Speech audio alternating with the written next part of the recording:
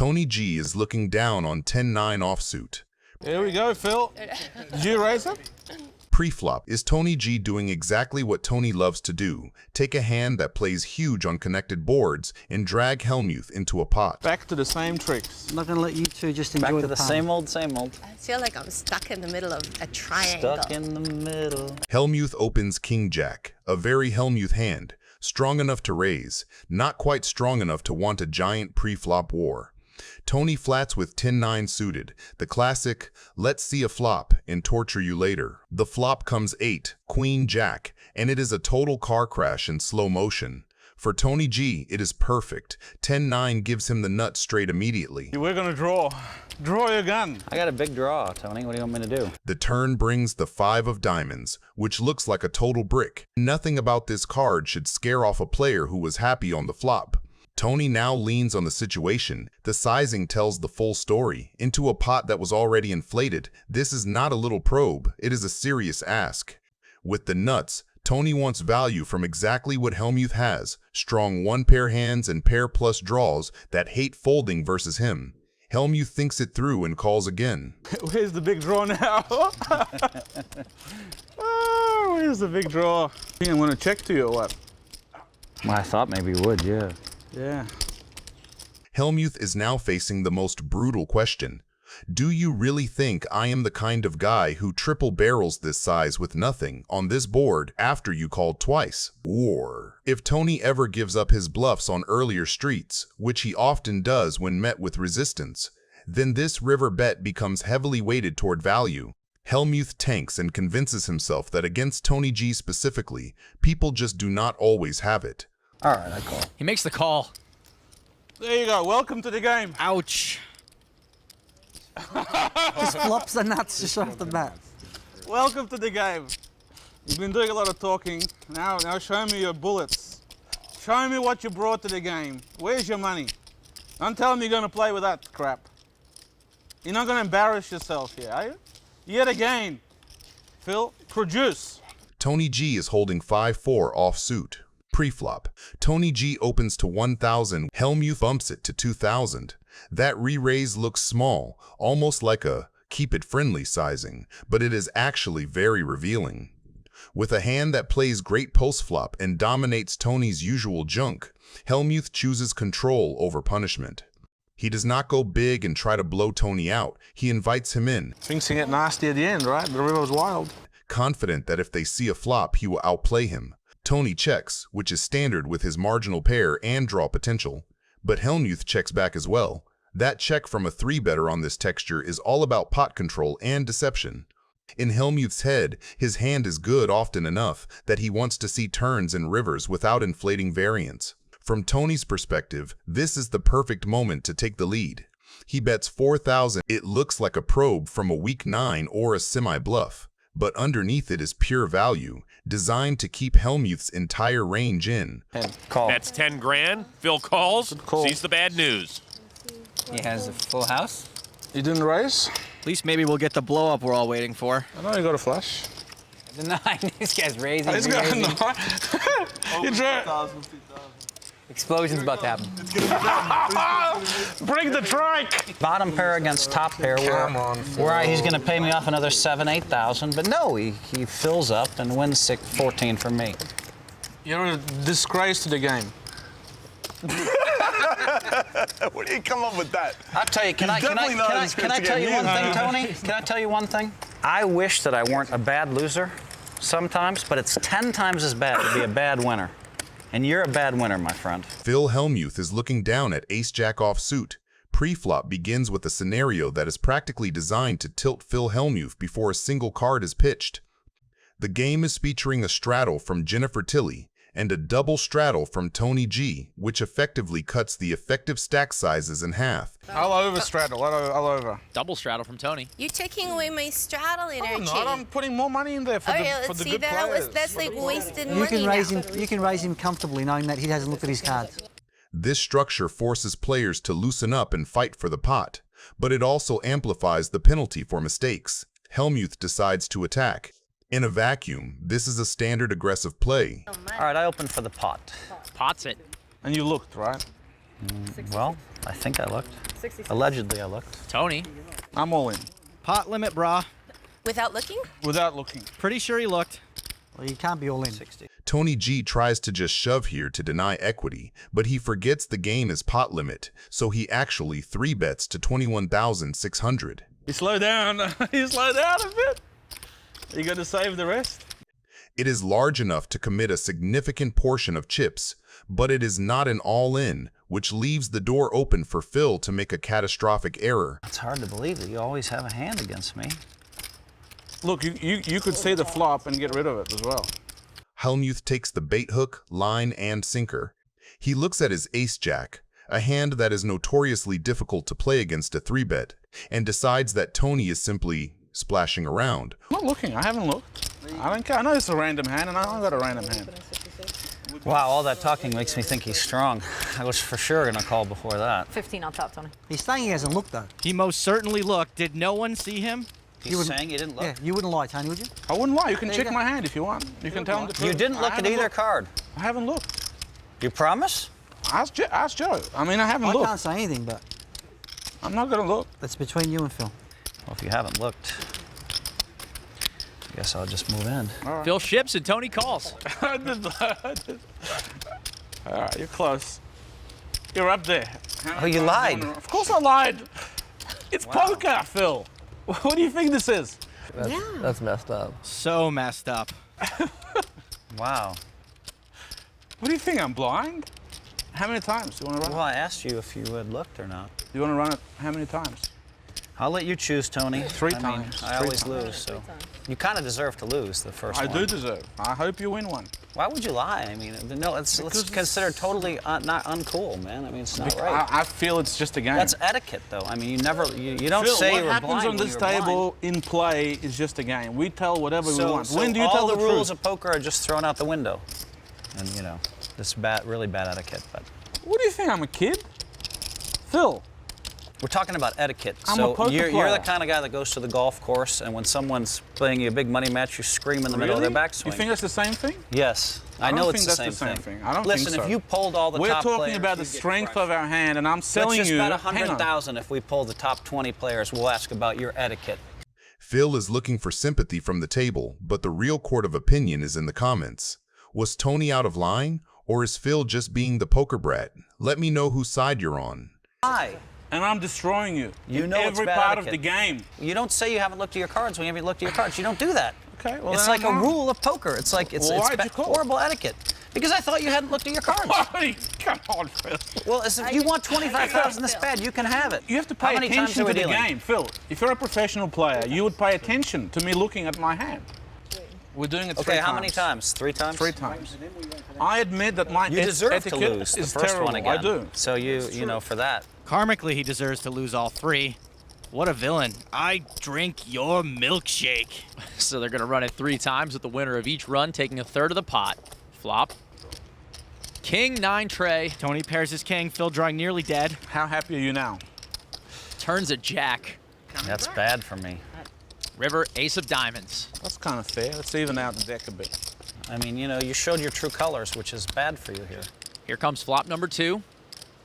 7, 5, 10. No help to Phil. That's not You good. really, I don't think you're the kind of guy that wants to show your true colors all the time. Well, it's just your true colors can't escape you.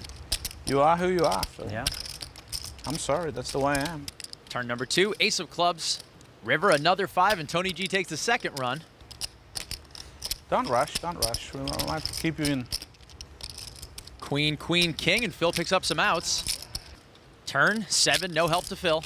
It's a jack. Whoa! You got there. That's not cool. No, he didn't. No. Sorry. I was just joking, Phil. Did you believe me again? Was No, that bad I didn't etiquette believe you. too? So Tony, look, you're loaning me 50,000, right? Yeah. Okay, look, I don't accept it. Okay. No problem. But good game, man. All right. I'm sorry, Phil. I really am. I'm sorry. I think you should retire. I think it's over. I think you're not there anymore, Phil. Good thing we did. All right, thanks. I think you should take your coach, get a tandem bike, and get the hell out of here. Phil Hellmuth is looking down at ace-jack offsuit. He is raised to $2,000, but he's up against Harlow with pocket eights. And Tony G, he's lurking, and he's not planning to stay quiet for long. Action begins on Phil. Ace-Jack, raised to 2,000. Pocket pair for Russ. Pot. Raises to 7,200. Harlow is the loose cannon in this game, which means he's an amateur who's been given $100,000 to play against 5 pros. Whatever he makes over $100,000, he gets to keep. Meanwhile, Tony G folded, but this is not the last time we see and hear of him this hand. How much more you have? Hellmuth is fishing for information, trying to get a read on the delivery driver. Every second Harlow spends fumbling with his chips gives Phil little clues about how strong he really feels.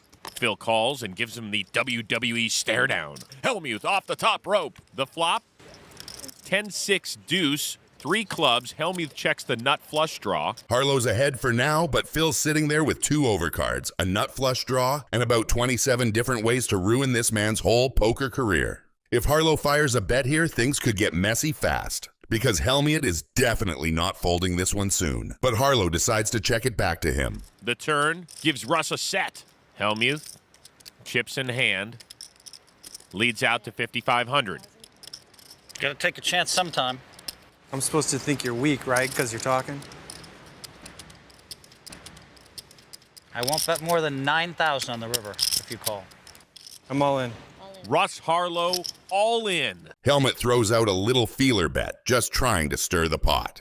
But Harlow responds by setting the whole kitchen on fire. This is actually an incredible read from the delivery driver against arguably the best poker player of all time. Now Phil's got to decide if that nut flush draw is enough to pull him out of the flames, or if he's about to get roasted. He thinks for about 5 minutes and Tony G is starting to lose his patience. So you potted it before the flop. It's ridiculous. What's ridiculous? I mean, just make a decision, you know? Like, there's other people in the game, too. You're a professional player playing against a loose cannon. I mean... Now I'm trying to make a decision for 43,000. Can you just shut the up? Call You're a a floor professional man. player? Call floor man. You're insulting everyone. I mean, we're here, we want to play, too. He's completely out of line here. So, I think he's completely out of line because he's been taking forever to make a decision. Against an amateur player coming in here as the best player in the world, taking 15 minutes to make a decision. I haven't taken 15 minutes. You want to bet on that? Well, you will. You're that's so why out of I'm line. talking about You know, it. your etiquette's horrible. Stay out of this. Gentlemen, Stay out. Let's hear your ruling. We're going to put you on the clock right now. You got 1 minute and 10 seconds. That's your ruling? Right. I hope you're proud of yourself, Tony. Story checks out. Phil folds. And those are tears of joy. Phil Hellmuth is looking down on Jack 10 suited. That just makes me so sick to my stomach. I mean, whether I'm right or wrong, it just makes me sick that... Pre-flop this looks innocent, but the roles at the table are already defined. Mercier is the young, aggressive straddler. Hellmuth is the self-appointed sheriff who hates getting pushed around. Hellmuth just limps with Jack 10 suited, a hand that could easily open or raise, but that he chooses to park in the weeds. The flop comes 4-5 king, 2 diamonds. It is a board that hits the straddler way more than the limper. Mercier has actually connected, bottom pair plus a gut shot, with some backdoor diamond possibilities. Hellmuth has pure air. When Hellmuth checks, Mercier does exactly what you expect a good aggressive player to do. He fires 1,200 into the dead money. Small sizing, classic range bet saying, I have all the kings, fives, and random pairs here, and you probably don't. Hellmuth's response is immediate and loud. He snap raises to 4,000. That raise is not really about his cards. It is about yanking the pot away from the kid who just stabbed at it. The turn brings the ace of clubs and dramatically shifts the texture without actually improving either hand in a made hand sense. Mercier's 4 is still just a small pair, but now Hellmuth picks up a legitimate draw. After representing strength on the flop, Hellmuth has found some real backup equity. He leans into the story and bets 8,000. That sizing is telling. It is not all in pressure. It is a keep calling if you dare. The river is the 6 of hearts, a complete brick for Hellmuth. This is the moment where a lot of players light money on fire by following through just because they have to tell the story. Hellmuth does something quietly smart. He gives up. He checks and admits that his bluff has run out of road. What the is going on here? The bad player should call with bottom pair. I call 9,000 more with Jack 10 or whatever the hell he had. I just spike a jack like it's nothing. Like 2 jacks. I'm glad you're enjoying it, Donnie. Well done. That's fine. You made a good call. I just want to play another 5-6 hours and see how many times you lose with hands like that. Jason, I think, is an excellent player. He just said he was a bad player. I'm the Right bad after player, the hand, you go, these apparently. bad players.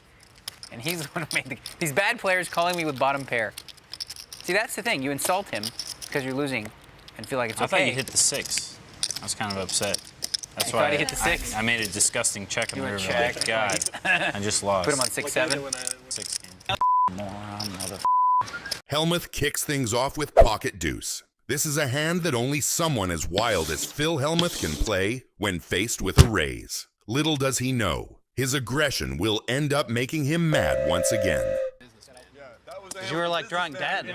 Right after making the call, Hellmuth plays one of his special cards. Complete shithousery. He directly calls out his opponent for drawing dead and bluffing him. Let's see if it will work out. Perkins completely unbothered by Hellmuth's antics calls with 8-4 suited. I guess these must be his lucky numbers, or else I don't see a reason why he would go three-way with these cards. The flop is here, and oh boy, does it deliver some drama. We have 5 with 2 jacks. Now it can be anyone's game. Let's see what Hellmuth will do here. With Perkins and Williams both showing weakness with their checks, Hellmuth will want to take control of the pot. To do that, he instantly fires a bet for $4,000.